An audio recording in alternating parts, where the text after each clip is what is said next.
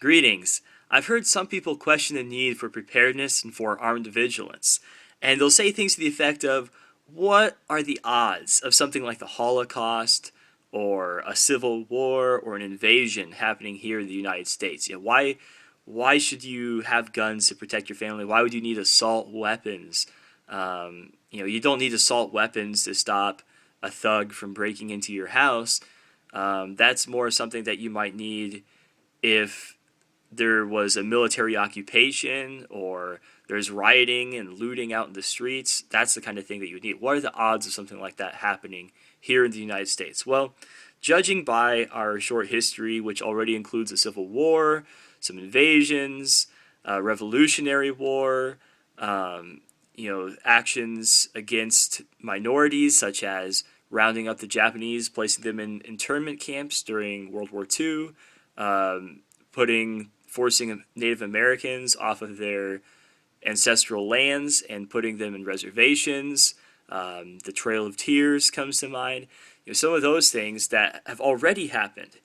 I would say that the odds actually are quite high that something like that could happen. And a lot of these people, their response might be, well, aren't we too civilized for that now? Haven't we become more than that as a civilization? And I think this stems from a misunderstanding of what a civilization really is, the true nature of civilization. See, I just got back from Mexico on my honeymoon, and I went to a lot of Mayan ruins, and people ask questions about the Mayans. They say, what happened to the Mayans? What happened to this great civilization? What would have happened, if they had stayed around and continued to develop new technologies and amazing buildings and monuments? And they talk about it as if it's some kind of great tragedy that the Mayan civilization fell and came to an end. Well, the Mayans are still around, but they lost their ability to bamboozle and trick and manipulate the tribes around them into thinking that they were gods or that they had the gods among them. And they would use acoustic tricks, they would use tricks of lighting in order to make other tribes believe that they either were gods or that the gods favored them. And if that didn't work, well, they had some really dangerous warriors. We saw lots of carvings and like sculptures there that were basically warnings to anyone who came to that city would see what the Mayans would do to people that they conquered or people they defeated.